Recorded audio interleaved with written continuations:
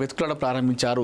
ఆ జీపీఎస్ ట్రాకర్తో ఆ పెంపుడు కుక్కతో ఏ విధంగా వాళ్ళు ప్రయత్నాలు చేస్తున్నారు, అక్కడ తాజా పరిస్థితి ఏంటి అనేది మనం ఎక్కడ చూసినా కూడా ఒక్కొక్క రకంగా ఒక్కొక్క రకాలుగా వార్తలు వస్తున్నాయి. సో మనం గూగుల్ ఏఐని అడిగేటువంటి ప్రయత్నం చేద్దాం. సో అది కరెక్ట్గా మనకు క్లారిటీ ఇచ్చే అవకాశం ఉంటుంది. అక్కడ ఏం జరుగుతుంది, ప్రస్తుత పరిణామాలు అక్కడ ఏ విధంగా ఉన్నాయనేది అది పూర్తిగా సమాచారం మనకు కరెక్ట్గా ఇచ్చే అవకాశం ఉంటుంది. కాబట్టి సో మనం ఫస్ట్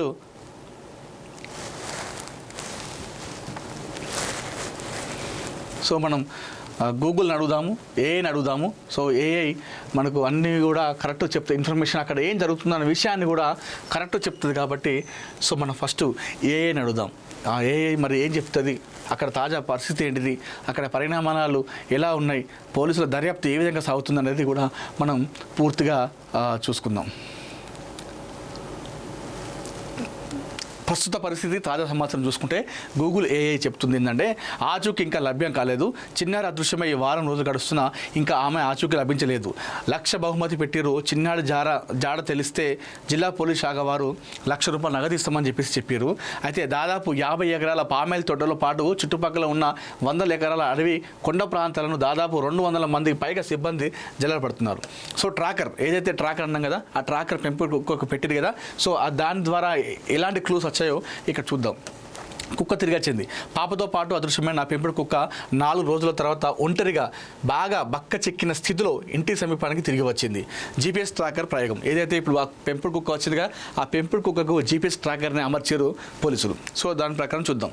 పోలీసులు ఆ కుక్కను పట్టుకొని దానికి జీపీఎస్ ట్రాకర్ అమర్చి కొండ ప్రాంతంలోకి వదిలారు. ఏదైతే వాళ్ళు పరిగెత్తుకుంటూ వెళ్ళిందో ఆ పాప, సో ఆ ప్రాంతంలోనే ఆ జీపీఎస్ ట్రాకర్ పెట్టి ఆ కుక్కను అటువైపుగా ఆ కొండ ప్రాంతం వైపుగా వదిలారు.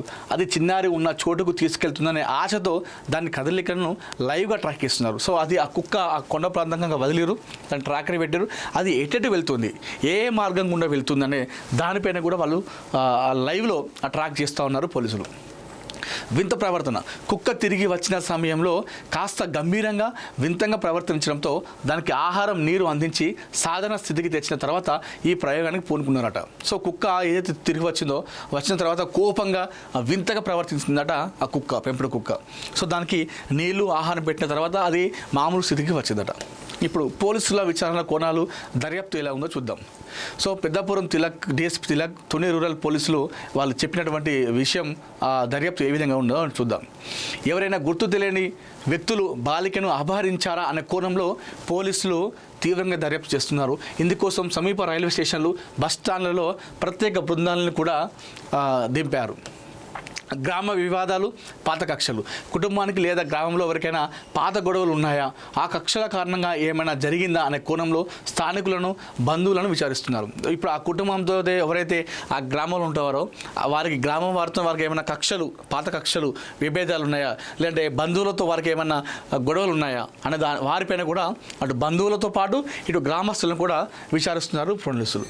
వన్యప్రాణుల దాడి. ఈ అటవీ ప్రాంతంలో అడవి కుక్కలు, నక్కలు వంటి క్రూర జంతువుల సంచారం ఉండడంతో ఆ కోణాన్ని కూడా తోసిపుచ్చలేకపోతున్నారు. సో వాళ్ళు వన్యప్రాణుల దాడిని కూడా చేయలేదు అని చెప్పట్లేదు. ఎందుకంటే ఆ ప్రాంతంలో వన్యప్రాణులు, నక్కలు, అడవి కుక్కలు సంచరించే అవకాశం ఉందంట. సో ఖచ్చితంగా అవి కూడా దాడి చేయలేదు అనేది చెప్పలేకపోతున్నారు. చేస్తే చేయవచ్చు మేబీ అని చెప్పేసి అనే దాంట్లో కూడా వాళ్ళు విచారణ కూడా చేస్తూ ఉన్నారు. అలా కూడా వాళ్ళు అనుకుంటున్నారు. సీసీటీవీ ఫుటేజ్ పరిశీలన. గ్రామం నుంచి బయటికి వెళ్లే దారిలోని సీసీటీవీ విజువల్స్ను నిశ్చితంగా విశ్లేషిస్తున్నారు. ఎక్కడైతే ఆ గ్రామం నుంచి ఒకవేళ కిడ్నాప్ అయితే, లేదంటే పాప పరిగెడితే తప్పిపోతే ఆ గ్రామం నుంచి ఎటువైనా కూడా ఎక్కడెక్కడ సీసీ కెమెరా ఉన్నాయో ఆ సీసీ కెమెరాల ద్వారా కూడా జల్లెడబడుతున్నారు. ప్రస్తుతం పరిశీలిస్తున్నారు పోలీసులు. క్షేత్రస్థాయిలో అందుబాటులో ఉన్న సాంకేతిక అండ్ బలగాలు. సో డ్రోన్ కెమెరాలు అండ్ డాగ్ స్క్వాడ్. అడవిలోని లోయలు, దట్టమైన పొదలను పరిశీలించడానికి డ్రోన్ సర్వేలెన్స్ వాడుతున్నారు. క్లూస్ టీమ్స్, డాగ్ స్క్వాడ్ రంగంలోకి ఉన్నాయి. ఎస్డీఆర్ఎఫ్ రంగంలోకి.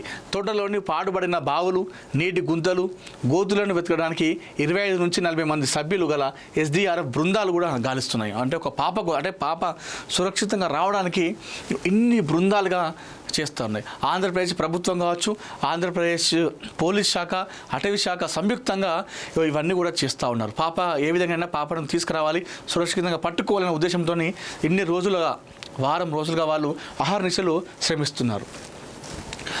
అటవీ శాఖ సహాయం కొండ ప్రాంతాల్లోని గుహలు వన్యప్రాణుల కదలికను గుర్తించడానికి ఫారెస్ట్ డిపార్ట్మెంట్ సిబ్బంది కూడా గాలింపులో పాల్గొంటున్నారు. చిన్నారి క్షేమంగా తిరిగి రావాలని తల్లిదండ్రులతో పాటు స్థానిక గ్రామస్తులు కూడా గాలింపు చర్యలు పెద్ద ఎత్తున భాగస్వామ్యం అవుతున్నారు. మనం చూస్తూ ఉన్నాం. సో చిన్నారి క్షేమంగా రావాలని చెప్పేసి అటు పోలీసులు అటవీ శాఖతో పాటు ఆ చుట్టుపక్కల ఉన్నటువంటి గ్రామాల ప్రజలు కూడా వెతుకులాడ ప్రారంభించారు. గాలింపు చర్యలు చేపడుతున్నారు, సహాయం చేస్తున్నారు.